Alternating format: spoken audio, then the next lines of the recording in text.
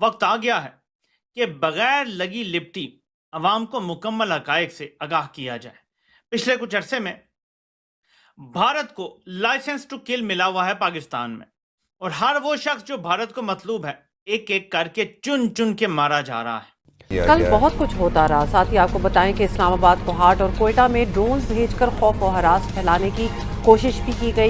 और इस वक्त एक बड़ी खबर आपको बता दें, अफगानिस्तान पाकिस्तान के बीच तनाव बढ़ते जा रहा है। अफगानिस्तान का पाकिस्तान पोस्ट पर हमला, ये बड़ी खबर। डूरन लाइन के बाद जवाबी हमला किया गया है, तो वहीं पाकिस्तान के 12 पोस्ट पर कब्जे का बड़ा दावा किया गया है। किस्म की इतलात जो आई कि इस्लामाबाद एयरपोर्ट बंद हो गया, उसकी फिजाई हदूद बंद हो गई।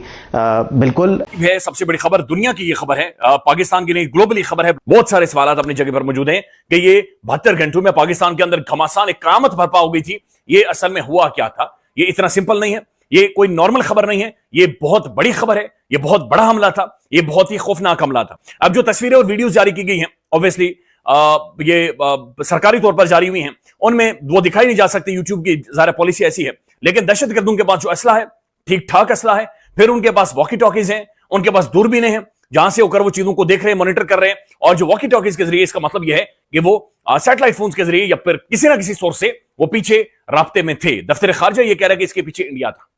और इसमें 2 ड्रोन रावलपिंडी में मार गिराए गए। पहले इतला आती है कि कुछ खैबर पख्तूनख्वा के ड्रोन हैं, उनके ऊपर फायरिंग वायरिंग हो रही थी। खैबर पख्तूनख्वा में लकी मरवत में दहशतगर्दी का बड़ा अफसोसनाक वाकया भी हुआ, 7 अफराद जाँ बहक हुए। देखिए, Afghanistan is emerging as a very difficult neighbour for Pakistan. Objective क्या है कि पाकिस्तान की ऑप्टिक्स आनी चाहिए अ डीस्टेबलाइज्ड पाकिस्तान, ये है ऑप्टिक्स। और हमारे अजीत डोवल साहब जो भाईजान है, उनको यही ऑप्टिक्स चाहिए। अब पाकिस्तान जहां पे कभी इधर बॉम्ब चल रहा है, उधर बॉम्ब चल रहा है, उधर बॉम्ब चल रहा है। अब तालिबान जो है वो, पाकिस्तान कहता है they are the master proxy, they are no more a proxy. ये मास्टर प्रॉक्सी स्टेट नहीं है, ये टीटीपी, छोटी छोटी बीएलए, ये जो है ना, ये छोटी, ये प्रॉक्सीज हैं, ये मास्टर प्रॉक्सी। और इश्तियाल अंगेजी की जो कि पाक अफगान सरहद पर जारी है, और इस सिलसिले में एक और इश्तियाल अंगेज बयान अफगान डिफेंस मिनिस्टर की तरफ से सामने आया कि अगर काबुल को हिट किया जाता है तो इस्लामाबाद को हिट किया जाएगा। अफगान डिफेंस मिनिस्टर की जानिब से ये स्टेटमेंट सामने आना, ये किसकी शय पर ऐसे बयानात दे रहे हैं? जाहिर है जी, किसकी शय क्या है, इनके पीछे इंडिया खड़ा है और हो सकता है इजराइल भी खड़ा है। आपको 28 तारीख को बताया था, 28 जनवरी को मैंने आपको बताया था, मार्च चल रही है, कि ये अब हालात खराब करेंगे अफगानिस्तान के साथ। हिंदुस्तान के साथ तो इनकी जुर्रत नहीं, इनकी फटती है, नहीं तो वहां भी कोशिश तो पूरी कर रही है।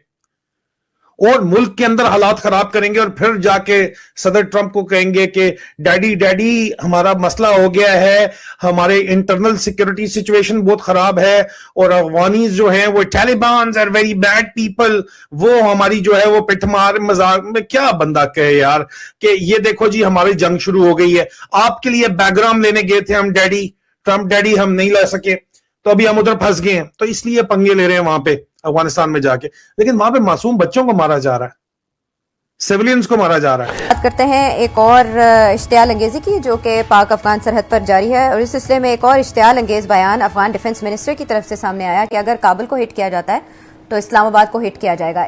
लेकिन सेठी साहब, मीनवाइल चाइना के स्पेशल जो नुमाइंदे हैं अफगानिस्तान के लिए, वो अमीर खान मुत्तकी साहब से भी काबुल में मिले हैं, और उन्होंने कहा है कि आप अपनी टेंशन रिजॉल्व करें। अफगान डिफेंस मिनिस्टर की जानिब से ये स्टेटमेंट सामने आना, ये किसकी शय पर ऐसे बयानात दे रहे हैं? जाहिर है जी, किसकी शय क्या है, इनके पीछे इंडिया खड़ा है और हो सकता है इजराइल भी खड़ा है। और तो ये तो इस किस्म के बयान आएंगे वहां से। मगर देखिए ना, ये कहते हैं अगर आपने काबुल को अटैक किया, अब हमने चुन चुन के काबुल में टारगेटेड स्ट्राइक्स की है ना, जहां जरूरत थी जी। अब ये कहते हैं हम इस्लामाबाद में करेंगे, तो कर सकते हैं, सुसाइड बॉम्बर्स पहुंच सकते हैं इस्लामाबाद।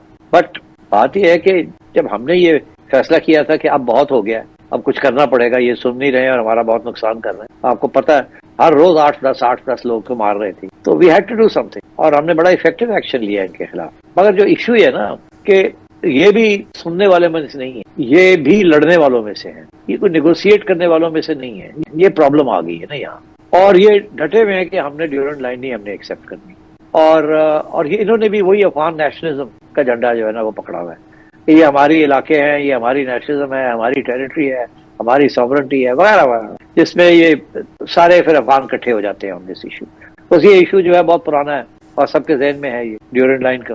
तो इसलिए मेरा ख्याल है कि अभी मुझे कोई सोल्यूशन नजर नहीं आ रही कि ये टेबल पे कैसे आएंगे। ये टेबल पे आ भी जाते हैं तो इतनी भी अपने आप को रिग्रुप करने के लिए या बचने के लिए, but I think long term ये मसला है। अब कैसे क्या किया जाए? आप बूट्स ऑन ग्राउंड आप नहीं कर सकते, मतलब आप कर सकते हैं लिमिटेड ऑपरेशन, बिकॉज जब अमेरिका लड़ रहा था इनके साथ तो इन्हें पनाह हमने दी हुई थी, तो इसलिए अमेरिका ने इनको एलिमिनेट नहीं कर सके। मगर हम लिमिटेड ऑपरेशंस कर सकते हैं, मगर स्टिल रेजीम चेंज तो करनी पड़ेगी ना। और रेजीम चेंज के लिए 2-3 चीजें बड़ी जरूरी होती है। एक ये कि जो करंट रेजीम है वो आप इसको एलिमिनेट कर दें, मगर जो नई रेजीम जो आएगी क्या वो आपकी बात सुनेगी? क्या वो हार्डलाइनर्स होंगे या नेगोशिएटर्स होंगे? यही मसला जो अमेरिका को ईरान में लगा हुआ है कि रेजीम चेंज के साथ बाद में क्या होगा। हम रेजीम को तो चेंज कर देते हैं, मगर और हमारा भी यही ख्याल है कि अगर रेजीम चेंज होती है, कोई ऐसा वहाँ पॉलिटिकल सिस्टम या आप समझे पॉलिटिकल लीडरशिप इंस्टॉल हो जाती है जो कि पाकिस्तान के साथ फ्रेंडली हो और हस्बे मामूल नॉर्मल रिलेशनशिप हो, तो that would be very good. मगर मसला क्या है? मसला ये है कि यही कोशिश की थी अमेरिका ने। पहले वो करजई साहब को लेके आए, फिर उसके बाद गनी को लेके आए और वो कामयाब नहीं हुई, बिकॉज तालिबान जो थे वो उन्होंने अपनी जंग नहीं छोड़ी। तो क्या हम कामयाब हो जाएंगे if we do something like this? तो मेरा ख्याल है अभी तो वो स्टेज है जहां अगले नेगोशिएशन राउंड के लिए थोड़ी बहुत पिटाई हो रही है, जिसे कहते हैं ना कि सॉफन अप किया जाए और फिर उसके बाद बातचीत फिर शुरू करें। और इसीलिए जब आपने भी बताया कि चाइना की कोशिश है कि कोई मुज़ाकरात हो जाए एंड सो ऑन, तो अच्छी बात है। आई थिंक चाइना के बहुत बड़े इंटरेस्ट हैं हमारे यहाँ भी और उधर अफगानिस्तान में भी। तो मेरा ख्याल है आवर स्ट्रेटेजी इज कि इनको सॉफन अप किया जाए, थोड़ी सी पिटाई की जाए इनकी, थोड़ी सी धमकियां दी जाए इनको, थोड़ी सी टाइट किया जाए। देखिए ना काफी अरसे से तजारत बंद पड़ी है, अब वो और उनको जाहिर है सफर कर रहे हो, इससे कोई शक ही नहीं है। तो आई थिंक ये उस तरफ जाएगा ये, और फिर शायद एक नया राउंड ऑफ नेगोशिएशन हो। फिर लेट्स सी वो नया राउंड ऑफ नेगोशिएशन कहाँ तक आगे बढ़ता है। क्या कोई चाइना बीच में बैठ के कुछ सेटलमेंट करवाता है या नहीं करवाता। दोस्तों आप लोग जानते हैं कि अननोन गनमैन जो कि पाकिस्तान और बांग्लादेश के अंदर काफी ज्यादा एक्टिवेट देखे जाते हैं, लेकिन दोस्तों इस समय इसको लेकर के काफी ज्यादा शांति नजर आ रही है। और आप लोग जानते हैं कि अननोन गनमैन हमेशा पाकिस्तान हो या बांग्लादेश हो या कहीं पर भी हो, जो भारत विरोधी काम करते हैं उनको ठोक कर चले जाते हैं। और तभी पाकिस्तानियों का कहना होता है कि यह जो अननोन गनमैन है या रॉ के एजेंट है या फिर इंडियन इसकी साजिश रच रहे हैं। और दोस्तों इसी कारण से पाकिस्तान मीडिया के अंदर काफी ज्यादा बवाल भी मचा रहता है और आए दिन इसको लेकर खबरें भी आती रहती है। लेकिन इस समय जो अननोन मैन का काम है वो कहीं ना कहीं बीएलए और टीटीपी कर रही हैं। आप लोगों ने देखा ही होगा कि बीएलए और टीटीपी लगातार पाकिस्तान आर्मी में हावी बढ़ रही हैं। और दोस्तों अभी हाल ही में तालिबान ने इस्लामाबाद के अंदर काफ़ी तेज हमला भी किया है। जाहिर है आप लोगों ने इसको लेकर के खबरें भी सुनी होंगी और कहा जा रहा है कई ठिकानों पर हमला किया है, ड्रोन से हमला किया है और इस्लामाबाद ही नहीं कई मल्टीपल जगहों पर हमला किया गया है। और दोस्तों इसी कारण से अब पाकिस्तानी मीडिया में काफ़ी ज़्यादा बवाल मचा हुआ है और पूरी दुनिया जानती है कि पाकिस्तान ने पहले अफगानिस्तान के ऊपर एयर स्ट्राइक की थी, उसके बाद अफगानिस्तान ने जवाब देते हुए पाकिस्तान को ये हसरत भोगना पड़ रहा है। और दोस्तों बाकी पाकिस्तानी मीडिया के आप लोगों ने वीडियो देखे ही होंगे और आप लोगों ने यह भी वीडियो देखा है। आप लोगों का क्या कहना है इन सबको लेकर के? आप लोग भी अपनी राय कमेंट्स में देना मत भूलिएगा। साथ ही अपने चैनल को लाइक एंड सब्सक्राइब करके बेल आइकन को ऑल पे कर लेना। आप लोग चैनल को सब्सक्राइब नहीं करते हैं प्लीज़ सब्सक्राइब कर लीजिएगा, क्योंकि आपका एक सब्सक्राइब मुझे अच्छा वीडियो बनाने के लिए मोटिवेट करता है। तो चलिए वीडियो को यहीं समाप्त करते हैं, मिलेंगे नेक्स्ट वीडियो पे, फिर बात करेंगे नेक्स्ट वीडियो के बारे में। जय हिंद, जय भारत, वंदे मातरम।